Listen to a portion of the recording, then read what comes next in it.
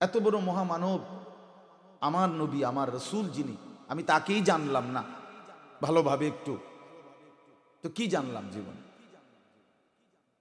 এজন্য রসুল্লাহ সাল্লাল্লাহু আলাইহি ওয়াসাল্লামের জীবন, ভাই এই কোনায় এটা তো বসার সুন্দর হইল না। এই নওজোয়ান ভাই, এদিকে আসো মিয়া, আও এদিকে আসো, সবার সাথে মিলাইয়া বসো, বরকত হবে। আলাদা বসলে বরকত হয় না। হ্যাঁ মাশাআল্লাহ, আল্লাহ ভরপুর বরকত দেন। একসাথে জমে বসলে বরকত হয়, এটার একটা আলাদা বরকত আছে। এই পুরা মজমার মধ্যে একজন আল্লাহওয়ালা যদি থাকে, আল্লাহ তাআলা তার বরকতে পুরা মজমা মাফ করে দিন। এটা আল্লাহর ওয়াদা। হাদিসে কুদসিতে আছে, আল্লাহ বলছে আমি ফেরেশতাদেরকে সাক্ষী রেখে আল্লাহ বলে আমার এই প্রিয় বান্দার বরকতে সবকে মাফ করে দিল। এই জন্য জমে বসলে ভালো। এক বুজুর্গকে জিজ্ঞাসা করছে, আল্লাহওয়ালার উপরে যদি আল্লাহ পাকের রহমত নাজিল হয় তো উনার উপরেই নাজিল হয়, পাশের লোকের উপরে কেমনে হয়? ওদের উপরে আর কি হবে, সাথের জন। তো উনি বলছে আচ্ছা সেটা পরে শোনো, আগে আমার গরম লাগতেছে, তুমি একটু হাত পাখাটা দিয়ে বাতাস করো। তো ওই লোক হজরতকে হাত পাখা দিয়ে বাতাস করতেছে।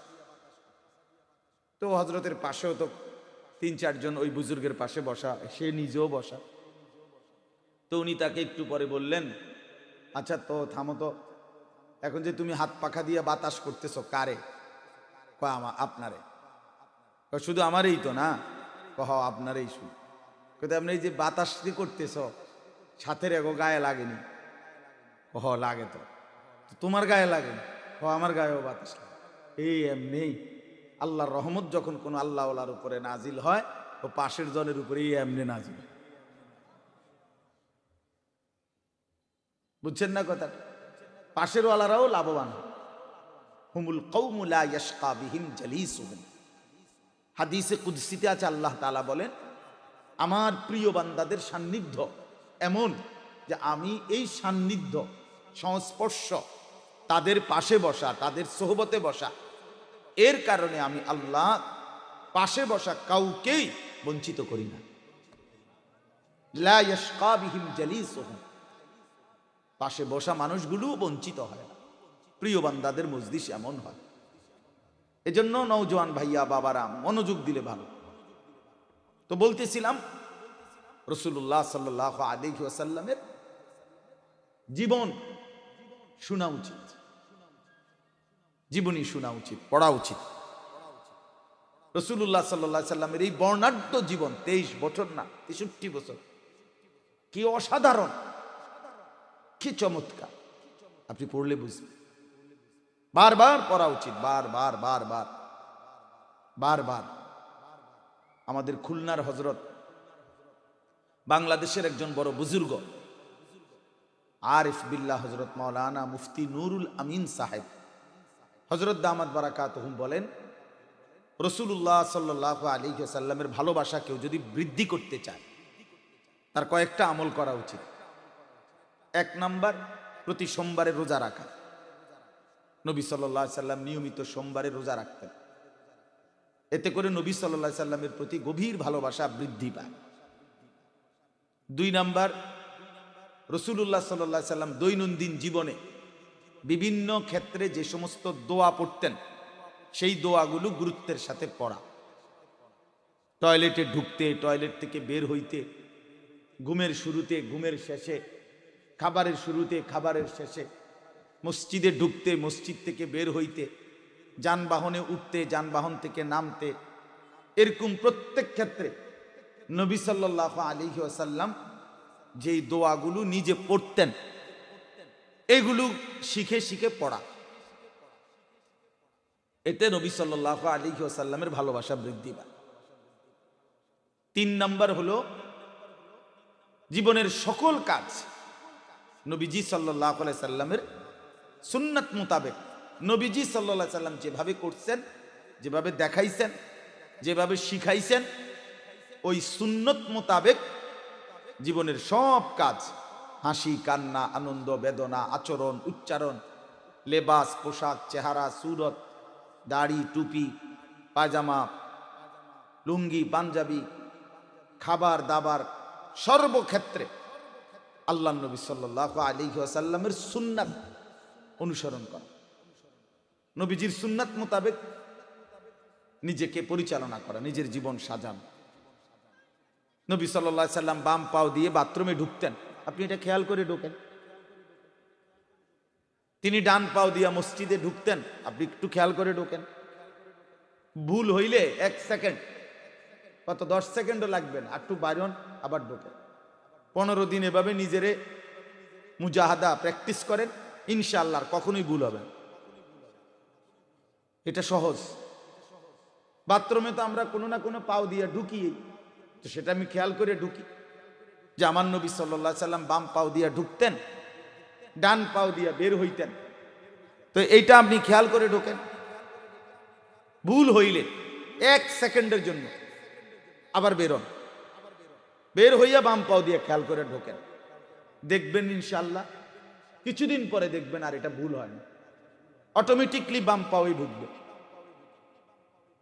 এটা আমাদের উস্তাদরা বলছেন আমাদেরকে ছাত্র জীবনে, আমরা অনেক আমল করে দেখছি, এতে বরকত পাইছি।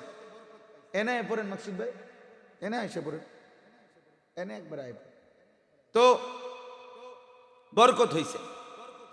তাইলে বাবা খেয়াল করেন, 1 নাম্বার কথা হলো সোমবারে কি রাখা, রোজা রাখা।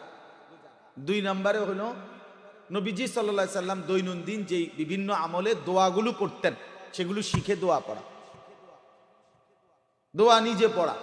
নবীজি দোয়া পড়তেন, আমরা তো অভ্যাস শুধু হুজুর দেখলে মানুষ হুজুর দোয়া করেন, হুজুর দোয়া করতো। আপনি কিতা করেন, আপনি ঘাস কাটবেন বয়ে বয়ে, হ্যাঁ আপনি বয়ে বয়ে সিরিয়াস পাবেন, আর আমি কাল দোয়া করতাম, শুধু কাল হুজুরের কান্দে উড়াই দিব দোয়া, অন্য মানুষের দোয়া। আরে ভাইয়া তুমি বলো, তোমার মালিকের কাছে তুমি বলো। ফাইদা সাআলাকা ইবাদি আন্নী ফাইন্নী করিব, আল্লাহ বলে বান্দা যখন আমাকে ডাকে আমি বান্দার একদম কাছে। উজিবু দাওয়াতাদ দাঈ ইদা দাআনি, আমার বান্দা যখনই আমাকে ডাকে আমি সাথে সাথে বান্দার ডাকে সাড়া দিই। ইন আতাইতানি লাইলান আতাইতুকা লাইলা, আল্লাহ তাআলা বলে বান্দা তুমি যদি রাতে আসো আমি তোমার কাছে রাতেই আসবো। ওয়া ইন আতাইতানি নাহারান আতাইতুকা নাহারান, তুমি যদি গুনাহ নিয়ে রাত গভীরে মাগফিরাতের জন্য রাতে আসো তো আমি মাগফিরাত নিয়ে রাতে আসব। দিনে আসলে আমি দিনেই আসব। তুমি আসবে যখন আমার রহমত আসবে তখন। তুমি ডাকো আমাকে। তাহলে কোন আলেমে দ্বীন ওনাকে দিয়ে দোয়া করানো নিষেধ না, আমি নিষেধ করতেছি না, কিন্তু নিজের মধ্যেও তো এই অভ্যাস তৈরি করা উচিত। কি বলেন? আপনি বলেন আপনার সুখ দুঃখের কথা, কলিজার ব্যথা বেদনার কথা, জিন্দিগির পেরেশানির কথা আল্লাহর কাছে বলেন। এই জন্য নবী সাল্লাল্লাহু আলাইহি সাল্লাম খুব বেশি দোয়া করতেন, খুব দোয়া করতেন। এমনিতেও দোয়া করতেন, 5 ওয়াক্ত নামাজের পরেও দোয়া করতেন, তাহাজ্জুদ নামাজে সারা রাত দাঁড়িয়ে দোয়া করতেন, আবার বিভিন্ন আমলের ক্ষেত্রে দোয়া করতেন। এগুলো তো দোয়াই। বিসমিল্লাহি আল্লাহুম্মা ইন্নী আউযু বিকা মিনাল খুবুসি ওয়াল খাবাইস, এটা দোয়া না? দোয়া।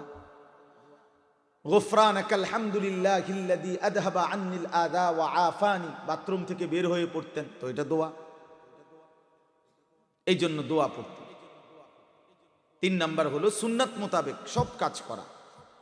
আর 4 নাম্বার হলো এই যেটা বলার জন্য আমি বলতেছিলাম, 4 নাম্বার হলো হযরত বলেন রাসূলুল্লাহ সাল্লাল্লাহু আলাইহি ওয়াসাল্লামের জীবনী প্রতিদিন নিয়মিত কিছু কিছু করে হলেও পাঠ করা, নবীজির জীবনী পড়া।